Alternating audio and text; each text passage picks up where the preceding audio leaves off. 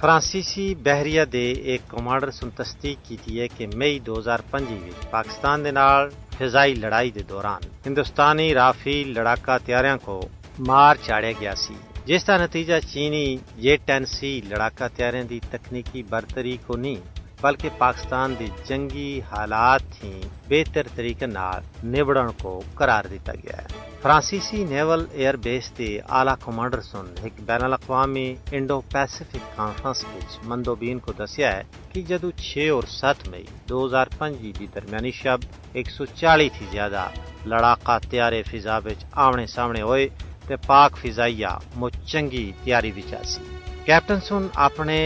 اڈے اتنے بریفنگ کے دوران آخیا ہے کہ یہ ایک بہت ہی پیچیدہ صورتحال سی جس وچ 140 تھی زیادہ لڑاکا طیارے شامل آسے۔ ایک طیارے کو نشانہ بنانا بہت آسان آسا کیونکہ دونوں اطراف دے اہداف کی ایک بڑی تعداد دستیاب آسی۔ تجزیہ نگاراں دا آخنا ہے کہ نہ صرف فرانسیسی کمانڈر بلکہ پوری دنیا اس گال دا برملا اعتراف کر رہی ہے کہ پاکستان سن اللہ رب العزت دی مدد اور اپنے پیشہ ورانہ صلاحیت دی وجہ نال بھارت دے بڑائی دے غرور کو پیوند خاک کیتا۔ آج بھی پاکستانی فوج اور عوام اس عزم دا اعادہ کر رہے ہیں کہ اگر بھارتی حکمرانہ سن دوبارہ پہلے والی حماقت کی تھی تو اس کو ایجا سبق سکھایا جلسی جڑا نسلاں تکر یاد رہسی۔ ماہرین دا یہ بھی آخنا ہے کہ بھارت دے جارحانہ عزائم جنوبی ایشیا دے امن واسطے مجھ پارا خطرہ ہے۔ اس واسطے عالمی دنیا کو، اقوام متحدہ کو، یورپی یونین کو بھارت تے دباؤ بنا چاہیے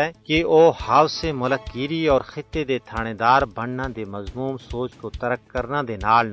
مسئلہ کشمیر کو حل کر کے اس خطے کو امن دا گہوارہ بنانے وچ اپنا عملی کردار ادا کرائے۔